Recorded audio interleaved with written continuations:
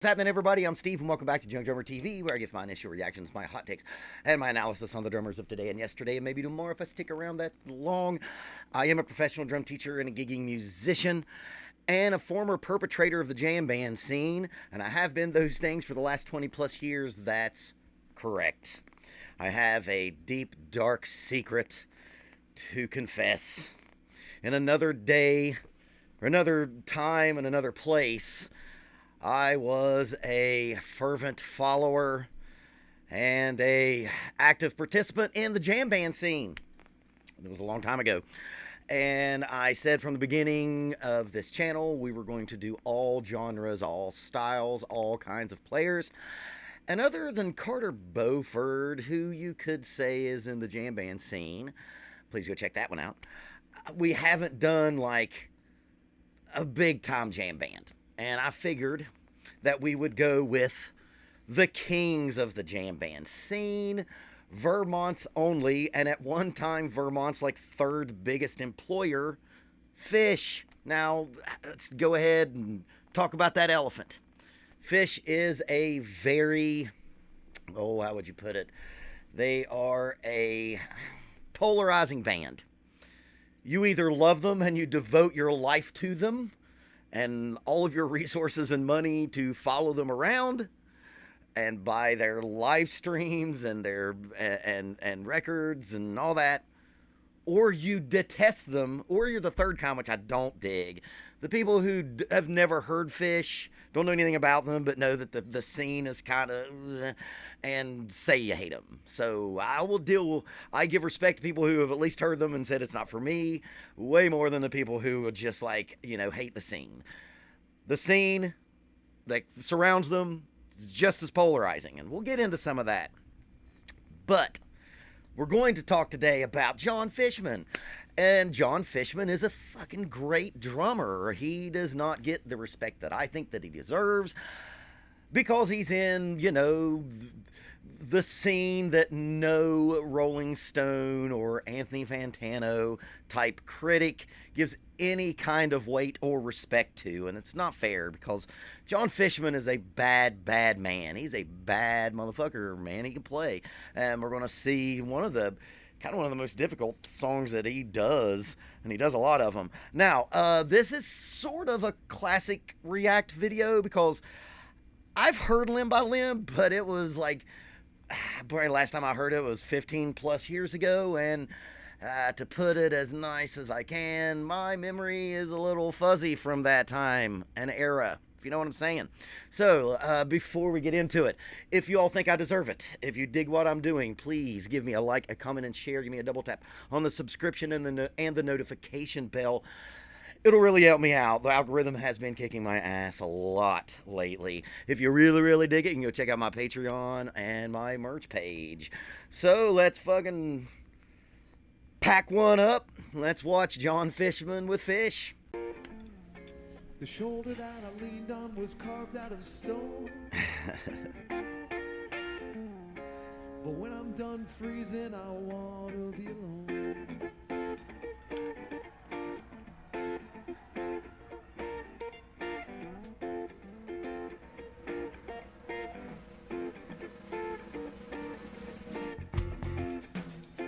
Very buttery, smooth buzz roll to come in.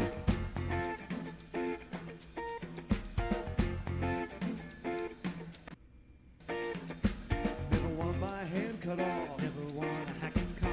Never need a cliffside push. Never turn my brain to mush. Always give me what I lack. Always take the best parts back. Always recognize your feet. Always just a moment late. Left is where I always turn. Okay, let's talk about that groove. I know the lore behind this band. This, at least the verse groove I know, was programmed by Trey, the guitar player, Trey Anastasio. And if you've been in a band for more than a little time, it always happens, and it's always the guitar player. When they come into practice and they announce to the world that they have figured out how to program drum beats and they've got something for you. And honestly, it's happened to me before, and it was the guitar player and lead singer of the band and the guy who wrote everything, and it was a great drum part. It's when you get drum parts written by non-drummers, they don't tend to think like drummers. They think like, a lot of times, like the instrument that they play. This groove was written by Trey, and it was almost, from if I'm understanding, if remembering correctly, it was almost like a, see if you can play this thing, dude. And of course, Jon Fishman can kind of play everything. That is what we're hearing right here, is a groove expertly pulled off that by a drummer that was written by a guitar player.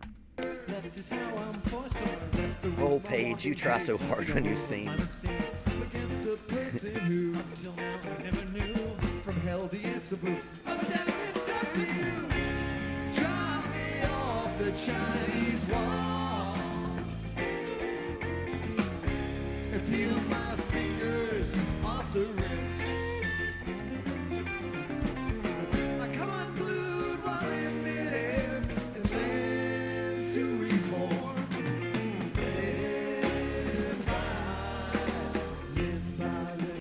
Okay, so what we just saw there, going from that verse into the chorus that kind of, got away from that really linear, super syncopated groove there, and just settled down on a big 2 and 4. That is something that jam bands love to do, is to create tension and release it. That is just classic Saturday night on July, in July type thing there, Big part of jam bands is you are there to engineer with your music the crowd that has done things that would open themselves up to being engineered by the band, and that's a big trick right there. That's keep the rug moving at the beginning, and then let the rug set there for the chorus. You know what I mean? And then later in the jam, rip that rug out from underneath it.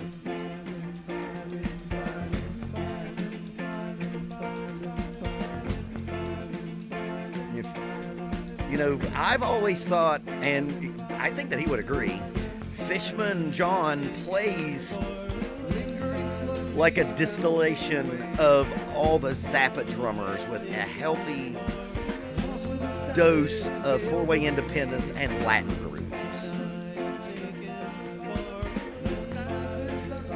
We'll see, I think, when the jam happens, what I'm talking about.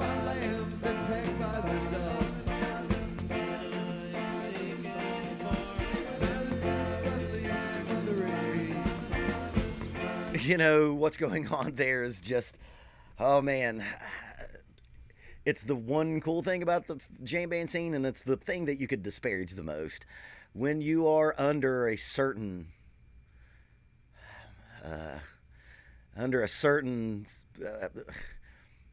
mentally, how can I put this and try to stay monetized in the algorithm? When you have had a change of headspace, you are really susceptible to audio trickery. You're hearing around in the vocals, because all 4 of them are singing, and they're singing kind of like around. And you have the guitar part playing really straight and almost playing like a guitar, like a drummer, and then the drummer's playing just this drum set groove that has no one at all. I don't know where the one is. I don't know what time signature this is. I can't figure it out. I've been trying to count it. I don't fucking get it. But that is that can be fun.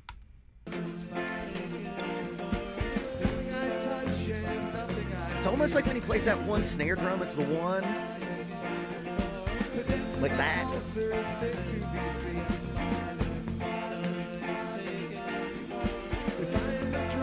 I think this song was written by the dude of life.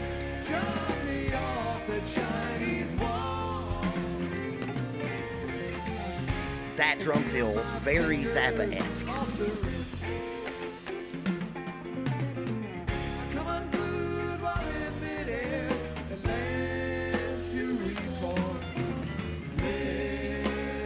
Since that was such a good shot of his technique, let's talk about that a little bit. He plays, he has a very soft touch. His soft touch affects his groove. We've talked about that before. The way that you address the drums affects the feel of your groove. His groove is very just right down the middle, just perfect. Just, and when he plays with a metronome, I just feel like you wouldn't even hear the metronome because it's just fucking right down the middle, perfect on the beat. His technique is very sort of similar to the way Carter plays, which is it is a very classic French grip, but he doesn't use a lot of the fingers that you would usually associate with French grip. His is a lot more, it's like French grip with like German movement in the wrist. And even less fingers than that. It's a weird technique. It's a technique that works for him.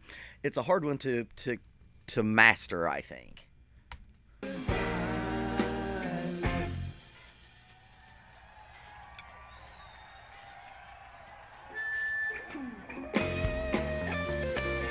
Okay. Now we get into the thing, right? One of the things a lot of people bitch about jam bands is their songs are merely excuses to get to a jam. There's an argument to be made. Now, I think that Phish does have a lot of good songs. Like, If I Could, I Would is a great song. That's a good song. What we've seen there is it's almost set up like a jazz setting, right? Where you've got your head, and in this case, it's a head as a verse and a chorus, and then your choruses, right? Your jazz choruses. But we're going to see some collective soloing. It's the one thing that I was really into when I was into Phish.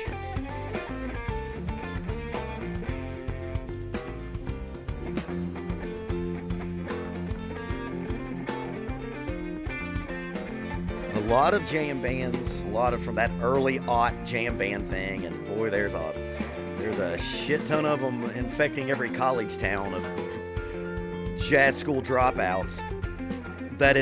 They have a very much like, we'll just play this fucking chord over and over and over, and the guitar player will wank, and we won't really improvise and talk to each other.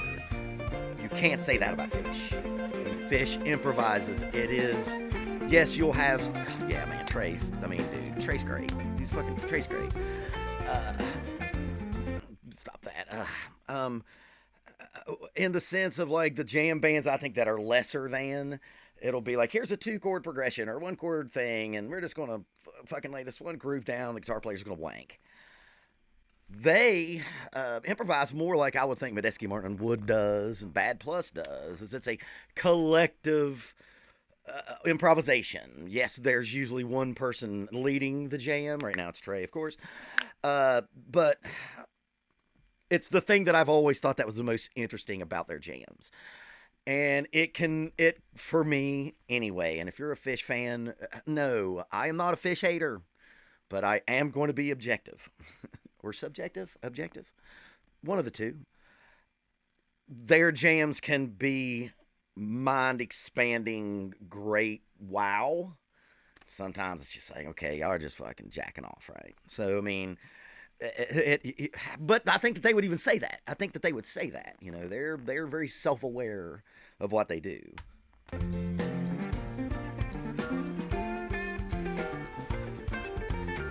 You know, everybody's pushing and pulling, and it's this.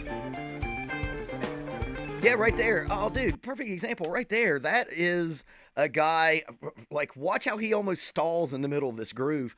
This is a guy that is searching and may not know where he's going in the next, measure or so. Watch this. This is good improvisation. Yeah. It's like he thought he was going somewhere, but he heard something from another band member. It's like, okay, I'm going to go there.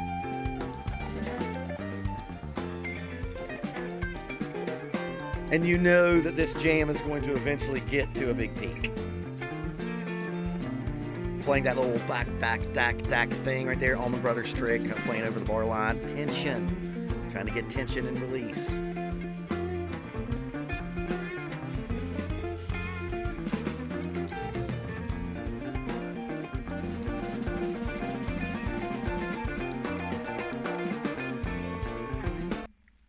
That's how you fucking improvise. If you are a jam band out there and you're just laying down some bullshit and let somebody wank over top of it, you're not improvising. You are feeding the ego of whatever that soloist is doing. That is jazz, man. That is hearing a lick and playing it back. And when you do that, I used to do this shit all the time in my old jam band. I will put a link in the description of a video from my old jam band. That is what I always loved about this stuff. Was these cats, they're not just wanking it. They are, but it's with purpose. They're listening and they're creating something that didn't exist in the moment. And that's the unique thing when you go see these kind of bands. Listen to this. Pretty sure the lick comes from Trey.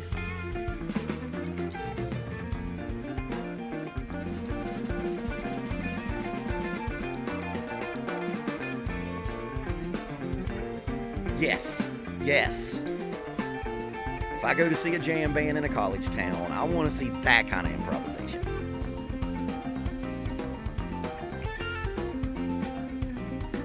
So you kind of get in the Zen meditative mode, and you're receiving and you're putting out, right? You're inputting and outputting at all times. You never know where it's going to go. And when you play like this, man, you risk you risk it all falling apart. And sometimes Phish does fall apart, and the crowd loves it when it does. You know what I mean? Well, I used to have a bootleg back in the day, and it was like right when they got back together after that one sabbatical they took. And what song was it? Shit, it was damn, it was the one that was like a video hit for them. It wasn't Bouncing Around the Room. Shit, it was a song. It was one of their big songs. And Trey just comes up to the mic and just goes, "This next song is called blah," and he just goes, "Jon Fishman is going to fuck this completely up." And Jon Fishman, Down with Disease, it was that. And Jon Fishman just destroyed Down with Disease. It was terrible. Mean. Trey's kind of mean.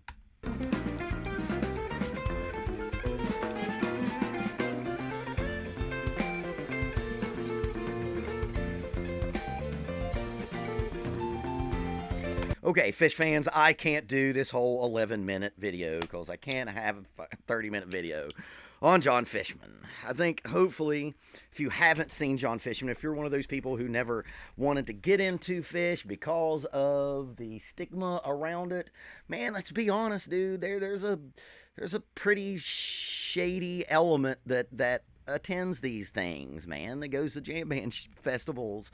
And I've been to a lot of them, and maybe somebody would have probably said that I was that shady guy. But if you haven't got into them, or at least listened to them for that fact, man, don't do that. Like, I will listen to anything once. And, sometimes I'll listen to stuff that I don't like so I can figure out what not to do. Right? That's a big one. Like, ugh, I don't want that to happen. Jon Fishman is an excellent drummer. Phish is a great band. It's one of those things, you either get it or you don't. And I'm fine with you either way.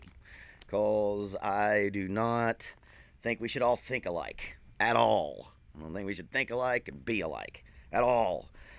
Man, there was a time when I thought the best weekend could possibly be play a Friday and a Saturday and then maybe a Sunday morning at a jam band show, and I played a ton of those festivals. I've said it before. I was always that local band during the day that you'd never heard of that was playing 5 or 6 spots in front of the headliner that you were there to actually see. It's cool, man. It's cool. I'm not here to try to convince you of the legality of that scene, of that scene, but listen to it. Check it out. Especially Jon Fishman, man. His 4-way independence is off the charts. There's been many times over the years where I'm like, and a lot like Danny Carey, and I know people are going to get super pissed off about that, but like, I'll listen to a Jon Fishman drum track and be like, I have no clue what's going on here. He plays on that level. And the quality of their interplay and their improvisation is not matched by anyone else. If I were to go see a jam band this summer, yeah, I would go see Phish. That's who I would go scratch that itch with, because they give you something new every night, because a lot of times they don't even know where it's going, and they just, surrender to the air, if you know what I'm saying. So if y'all enjoyed all of that, please give me a like, comment, and share. Give me a double tap subscription and the notification bell. Merch page, Patreon, and 2 pieces of advice. Watch about getting ripped off by Phish fans, wink wink, and keep practicing until it's easy.